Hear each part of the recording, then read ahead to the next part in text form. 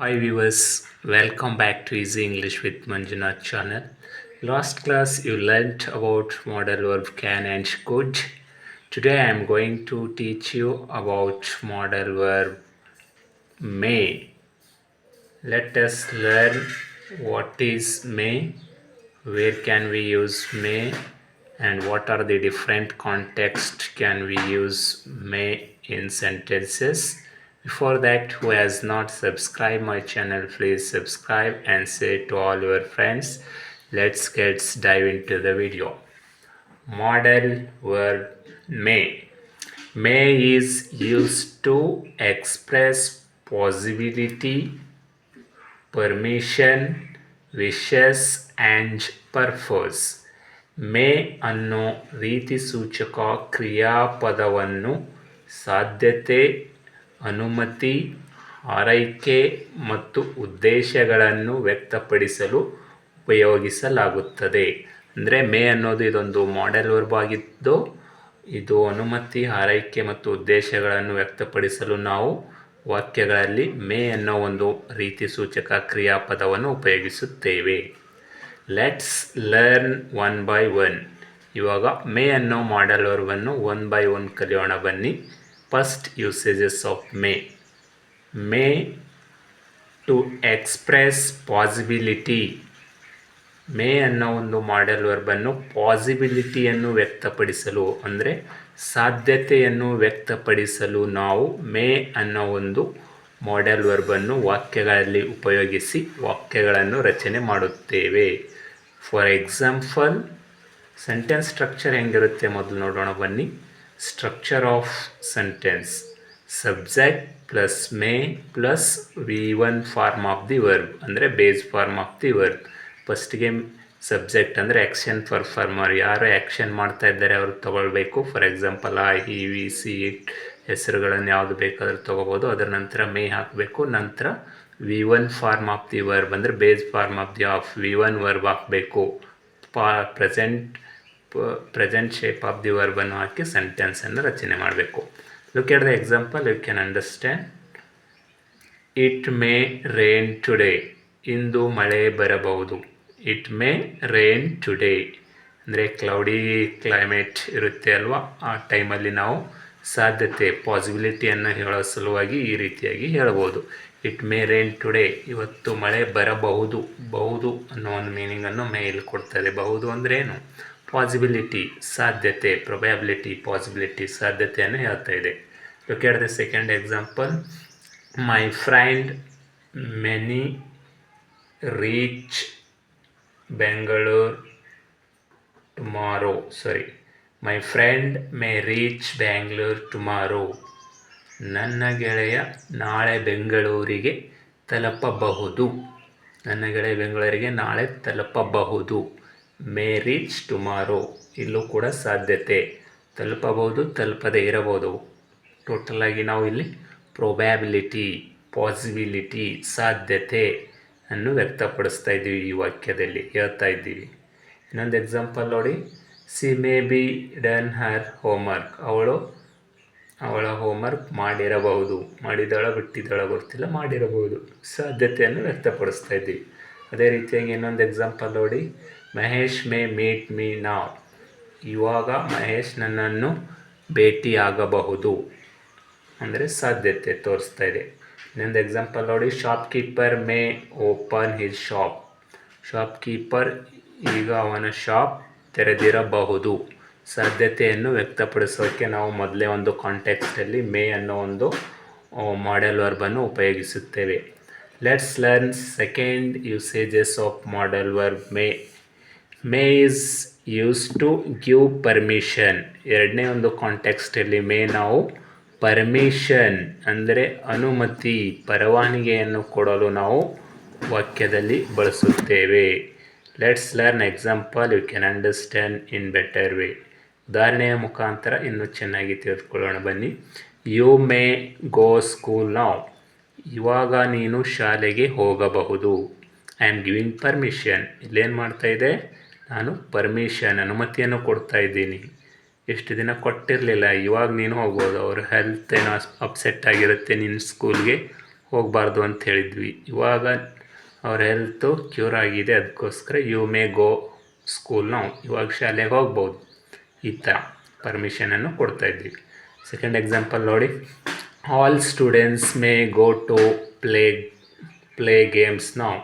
ಎಲ್ಲ ವಿದ್ಯಾರ್ಥಿಗಳು ಇವಾಗ ಆಟ ಆಡಲು ಹೋಗಬಹುದು. ಟೀಚರ್ ಪರ್ಮಿಷನ್ ಕೊಡ್ತಾ ಇದ್ದಾರೆ. ಇಷ್ಟೊತ್ತು ಎಲ್ಲ ಕ್ಲಾಸಸ್ ಇದ್ದಿದ್ದು ಈಗ ಫ್ರೀ ಇದೆ ಅನಿಸುತ್ತೆ, ಆ ಥರ ಹೇಳ್ಬೋದು. ಆಲ್ ಸ್ಟೂಡೆಂಟ್ಸ್ ಮೇ ಗೋ, ಎಲ್ಲ ವಿದ್ಯಾರ್ಥಿಗಳು ಹೋಗ್ಬೋದು. ಟು ಪ್ಲೇ ಗೇಮ್ಸ್, ಆಟ ಆಡಲು ಇವಾಗ ಹೋಗಬಹುದು. ನೆಕ್ಸ್ಟ್ ಎಕ್ಸಾಂಪಲ್ ನೋಡಿ, ರಕ್ಷಿತಾ ಮೇ ಸಿಂಗ್ ಸಾಂಗ್. ರಕ್ಷಿತಾ ಇವಾಗ ಹಾಡು ಹಾಡಬಹುದು. ಇಲ್ಲೂ ಕೂಡ ಪರ್ಮಿಷನ್ ಗ್ರಾಂಟೆಡ್ ಕೊಡ್ತಾ ಇದ್ದೀವಿ. ಹಿ ಮೇ ಟೆಲ್ ಸ್ಟೋರಿ ನಾವು, ಅವನು ಈಗ ಕತೆ ಹೇಳಬಹುದು. Next, you may come to class tomorrow onwards. You may come to school tomorrow onwards. ನಾಳೆಯಿಂದ ನೀವು ಕ್ಲಾಸ್ಗೆ ಬರಬಹುದು. ಅಂದರೆ ಜಾಯ್ನ್ ಆಗಿದ್ದಾರೆ ಇಂದು ಅಂದರೆ ನಾಳೆಯಿಂದ ಬರ್ಬೋದು. I am giving permission. Next, you may play music after 2 hours. 2 ಗಂಟೆಯ ನಂತರ ಸಂಗೀತವನ್ನು ನುಡಿಸಬಹುದು. ಅಂದರೆ ಪರ್ಮಿಷನ್ ಈಸ್ ಗ್ರಾಂಟೆಡ್. ನೋಡಿದ್ರಲ್ಲ ವ್ಯೂವರ್ಸ್, ಸೆಕೆಂಡ್ ಕಾಂಟೆಕ್ಸ್ಟಲ್ಲಿ we are giving permissions. First context we are expressing, may is used to expressing possibility, and in second context may is giving permission. May is using giving to permission. ಪರ್ಮಿಷನನ್ನು ಕೇಳಲು, ಪರವಾನಗಿಯನ್ನು ಕೇಳಲು ನಾವು ಮೇ ಅನ್ನೋ ಒಂದು model ವರ್ಬನ್ನು ಉಪಯೋಗಿಸ್ತಾ ಇದ್ದೇವೆ. Third ಒಂದು context May ಅನ್ನೋ ಮಾಡೆಲ್ ವರ್ಬಲ್ಲಿ ಯೂಸ್ ಮಾಡಬೇಕು, ಕಲಿಯೋಣ ಬನ್ನಿ. May is use to express wishes or blessings. ಅಂದರೆ ಆರೈಕೆಗಳನ್ನು ವ್ಯಕ್ತಪಡಿಸಲು ನಾವು ಮೇ ಅನ್ನೋ ಒಂದು ಮಾಡೆಲ್ ವರ್ಬನ್ನು ಉಪಯೋಗಿಸುತ್ತೇವೆ. ಫಾರ್ ಎಕ್ಸಾಂಪಲ್ ನೋಡಿ ತಿಳಿಯುತ್ತೆ, ಮೇ ಗಾಡ್ ಬ್ಲೆಸ್ ಯು, ದೇವರು ನಿನಗೆ ಒಳ್ಳೆಯದನ್ನು ಮಾಡಲಿ. ಇಲ್ಲಿ ನಾವು ವಿಶಸ್ನ ಹೇಳ್ತಾ ಇದ್ದೀವಿ. ಅದೇ ಥರ ನೋಡಿ, May your all dreams come true, ನಿಮ್ಮೆಲ್ಲ ಕನಸು ನನಸಾಗಲಿ. ಇಲ್ಲೂ ಕೂಡ ನಾವು ವಿಶಸ್ನ ಬ್ಲೆಸ್ಸಿಂಗ್ಸ್ನ ಮಾಡ್ತಾ ಇದ್ದೀವಿ. ಅದೇ ರೀತಿ third example, may you enjoy your life in America, ಅಮೇರಿಕಾದಲ್ಲಿ ನಿನ್ನ ಜೀವನವನ್ನು ಆನಂದ ಪಡಿ, ಎಂಜಾಯ್ ಮಾಡಿ, ವಿಶಸ್ ಮಾಡ್ತಾ ಇದ್ದೀವಿ. May this Diwali bring peace and happiness to all Indians. ಈ ದೀಪಾವಳಿಯು ಎಲ್ಲ ಭಾರತೀಯರಿಗೆ ಶಾಂತಿ ಮತ್ತು ಸಂತೋಷವನ್ನು ತರಲಿ. We are expressing wishes in all these sentences. ಈ ಮೇಲಿನ ಎಲ್ಲ ವಾಕ್ಯಗಳಲ್ಲಿ ನಾವು ವಿಶಸ್ನ ಎಕ್ಸ್ಪ್ರೆಸ್ ಮಾಡ್ತಾ ಇದ್ದೀವಿ. ಮೂರನೇ ಒಂದು ಕಾಂಟೆಕ್ಸ್ಟಲ್ಲಿ ನಾವು ಮೇ ಅನ್ನೋ ಒಂದು ಮಾಡೆಲ್ ವರ್ಬು ವಿಶಸ್ನ ಎಕ್ಸ್ಪ್ರೆಸ್ ಮಾಡೋಕ್ಕೆ ಉಪಯೋಗಿಸುತ್ತೇವೆ. Let's learn 4 context where can we use model verb may. ನಾಲ್ಕನೇ ಒಂದು ಕಾಂಟೆಕ್ಸ್ಟಲ್ಲಿ ಮೇ ಹೇಗೆ ಯೂಸ್ ಮಾಡ್ತೀವಿ ನೋಡೋಣ ಬನ್ನಿ. May is use to express purpose. ಉದ್ದೇಶಗಳನ್ನು ಹೇಳಲು ಕೂಡ ನಾವು ಮೇಯನ್ನು ಉಪಯೋಗಿಸುತ್ತೇವೆ. Let's learn example. Student hard so that you may pass your exam.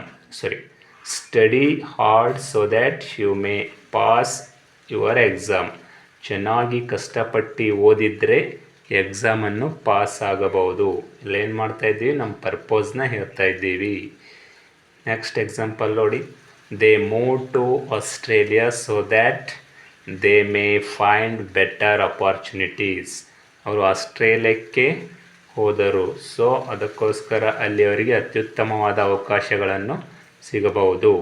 ಉದ್ದೇಶ. ನೆಕ್ಸ್ಟ್ ಮೂರನೇ ಎಕ್ಸಾಂಪಲ್ ನೋಡಿ, ಈ spoke slowly so that she may understand him. ಅವನು ನಿಧಾನವಾಗಿ ಮಾತನಾಡಿದ, ಅದಕ್ಕೆ ಅವನು ಏನೆಂದು ಅರ್ಥವಾಯಿತು, ಅವಳು ಅರ್ಥ ಮಾಡಿಕೊಂಡಳು. ನೋಡಿದರೆಲ್ಲ ಫೋರ್ತ್ ಕಾಂಟೆಕ್ಸ್ಟಲ್ಲಿ ಮೇ ಅನ್ನೋದು ಪರ್ಪೋಸ್ನ ಎಕ್ಸ್ಪ್ರೆಸ್ ಮಾಡ್ತದೆ, ಉದ್ದೇಶಗಳನ್ನು ತೋರಿಸ್ತಾ ಇದೆ. ಅದೇ ರೀತಿಯಾಗಿ let's learn 5th context use of model verb may. 5ನೇ ಒಂದು ಕಾಂಟೆಕ್ಸ್ಟ್ ನೋಡೋಣ. May is use to express polite suggestions. ವಿನಮ್ರವಾಗಿ ಸಲಹೆಗಳನ್ನು ನೀಡಲು ಕೂಡ ಮೇಯನ್ನು ಉಪಯೋಗಿಸುತ್ತೇವೆ. For example, you may wish to check the weather. Before travelling to Mumbai. ನೀನು ಮುಂಬೈಗೆ ಪ್ರಯಾಣ ಬೆಳೆಸುವುದಕ್ಕಿಂತ ಮುಂಚೆ ಒಂದು ಸಾರಿ ವಾತಾವರಣವನ್ನು ನೋಡು, ಚೆಕ್ ಮಾಡು. ಅಂದರೆ ಇಲ್ಲಿ ಪೊಲೈಟಾಗಿ ಸಲಹೆಯನ್ನು ಕೊಡ್ತದೆ. ಮಳೆ ಬರುವ ಸಂಭವ ಇರಬಹುದು, ಆ ಟೈಮಲ್ಲಿ ಈ ರೀತಿಯಾಗಿ ಹೇಳ್ಬೋದು. ಏನಂತೇಳಿ, you may wish to check the weather before travelling to ಮುಂಬೈಗೆ ಹೋಗುವ ಮುಂಚೆ ಒನ್ ಟೈಮು ವೆದರ್ ಅಂದರೆ ವಾತಾವರಣವನ್ನು ಚೆಕ್ ಮಾಡು ಅಂಥೇಳಿ. ಅಂದರೆ ಇಲ್ಲಿ ಪೊಲೈಟಾಗಿ ಸಜೆಷನ್ಸನ್ನು ನೀಡ್ತಾ ಇದ್ದೇವೆ. Look at the another example. You may consider visiting Mysuru palace this weekend. You may consider visiting ಅಂದರೆ ಈ ವಾರ ನೀವು ಮೈಸೂರಿಗೆ ಭೇಟಿ ಕೊಡಲು ಪರಿಗಣಿಸಲಾಗಿದೆ. ಮೈಸೂರು ಪ್ಯಾಲೇಸ್ಗೆ ವಿಸಿಟ್ ಕೊಡಲು ಪರಿಗಣಿಸಲಾಗಿದೆ ಅಂದರೆ ಸಲಹೆಗಳನ್ನು ನೀಡ್ತಾ ಇದೆ. ಕೊನೆಯ ಒಂದು ಕಾಂಟೆಕ್ಸ್ಟಲ್ಲಿ ಮೇ ಅನ್ನೋ ಒಂದು ಮಾಡಲ್ ವರ್ಬ್ ಹೇಗೆ ಯೂಸ್ ಮಾಡ್ಬೋದು ತಿಳಿದುಕೊಳ್ಳೋಣ ಬನ್ನಿ. May is use to express permissional negative forms. ಅಂದರೆ ಪರ್ಮಿಷನ್ಗಳನ್ನು ನೆಗೆಟಿವ್ ಆಗಿ ಋಣಾತ್ಮಕವಾಗಿ ಹೆಂಗೆ ಕೊಡ್ಬೋದೆಂದು ಮೇ ಅನ್ನೋ ಒಂದು ಮಾಡಲ್ ವರ್ಬ್ ಮುಖಾಂತರ ತಿಳಿದುಕೊಳ್ಳಬಹುದು. ಫಾರ್ ಎಕ್ಸಾಂಪಲ್ ನೋಡಿ, you may not use mobile during the ಕ್ಲಾಸ್ನಲ್ಲಿ ಮೊಬೈಲನ್ನು ಯೂಸ್ ಮಾಡಲು ಬಿಡಲಾಗುವುದಿಲ್ಲ. ಅಂದರೆ ಇಲ್ಲಿ ನೆಗೆಟಿವ್ ಆಗಿ ಪರ್ಮಿಷನನ್ನು ಕೊಡ್ತಾ ಇಲ್ಲ. ಪರ್ಮಿಷನ್ನು ಕೊಡದೇ ಇರೋ ಟೈಮಲ್ಲೂ ಮೇ ಅನ್ನೋ ಒಂದು ಮಾಡಲ್ ವರ್ಬ್ ಕೂಡ ನಾವು ಯೂಸ್ ಮಾಡಬಹುದು. ಇನ್ನೊಂದು ಎಕ್ಸಾಂಪಲ್ ನೋಡಿ, students may not enter the staff room without asking anyone. ವಿದ್ಯಾರ್ಥಿಗಳು ಯಾರ ಪರ್ಮಿಷನ್ ಕೇಳದೇನೆ ನೀವು ಸ್ಟಾಫ್ ರೂಮಲ್ಲಿ ಒಳಗಡೆ ಪ್ರವೇಶ ಮಾಡಬಾರದು. ಈ ರೀತಿಯಾಗಿ ನಾವು ನೆಗೆಟಿವ್ ಆಗಿ ಪರ್ಮಿಷನನ್ನು ಕೊಡದೇ ಇರೋದಕ್ಕೂ ಮೇ ಅನ್ನೋ ಒಂದು ಮಾಡಲ್ ವರ್ಬನ್ನು ಉಪಯೋಗಿಸುತ್ತೇವೆ. ನೋಡಿದ್ರಲ್ಲ ವ್ಯೂವರ್ಸ್, ಮೇ ಅನ್ನೋ ಒಂದು ಮಾಡಲ್ ವರ್ಬನ್ನು ಹೇಗೆ ನಾವು ವಾಕ್ಯಗಳಲ್ಲಿ 6 ಡಿಫ್ರೆಂಟ್ ಕಾಂಟೆಕ್ಸ್ಟಲ್ಲಿ ಯೂಸ್ ಮಾಡಬಹುದೆಂದು ಇಂದಿನ ಕ್ಲಾಸ್ನಲ್ಲಿ ತಿಳಿದುಕೊಂಡ್ರಿ. ಇಂದಿನ ಕ್ಲಾಸ್ ನಿಮಗೆ ಇಷ್ಟವಾದರೆ ಪ್ಲೀಸ್ ಸಬ್ಸ್ಕ್ರೈಬ್ ಮಾಡಿ, ಶೇರ್ ಮಾಡಿ, ನನ್ನ ಚಾನಲನ್ನು ಲೈಕ್ ಮಾಡಿ. ನಿಮಗೆ ಕ್ಲಾಸ್ ಇಷ್ಟವಾದರೆ ಲೈಕ್ ಮಾಡಿ ಆ್ಯಂಡ್ ಶೇರ್ ಮಾಡಿ ಅಂತ ಹೇಳುತ್ತಾ, ಮುಂದಿನ ಒಂದು ಮಾಡಲ್ ವರ್ಬ್ ನೆಕ್ಸ್ಟ್ ಕ್ಲಾಸಲ್ಲಿ ಕಲಿಯೋಣ ಅಂತ ಹೇಳುತ್ತಾ ಇಂದಿನ ಕ್ಲಾಸ್ ಇಲ್ಲಿಗೆ ಮುಗಿಸುತ್ತೇನೆ.